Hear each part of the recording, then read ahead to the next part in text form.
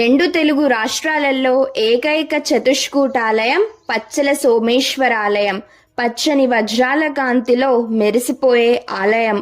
పురాణాలను వర్ణించే శిల్పాలతో ఆకర్షించే అద్భుత ఆలయం.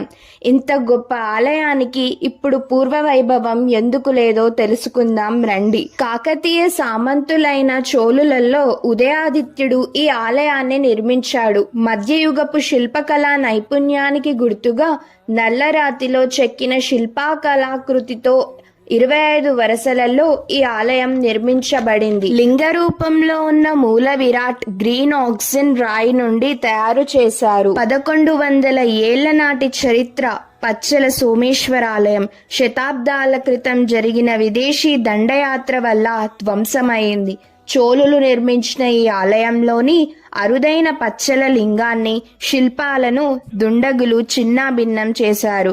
ఈ దాడుల కారణంగా కొన్ని గర్భగుడులు, శిల్పాలు శిథిలావస్థకు చేరాయి. 1994లో పురావస్తు శాఖ ఆధ్వర్యంలో పురావస్తు ప్రదర్శనశాలను ఆలయం వెనుక భాగంలో ఏర్పాటు చేశారు. 1వ శతాబ్ది నుండి 18వ శతాబ్దం మధ్య కాలంలోని ఆయుధాలను, విగ్రహాలను, పలు నాణాలను, వస్తువులను తీసుకువచ్చి పురావస్తు ప్రదర్శనశాలలో భద్రపరిచారు.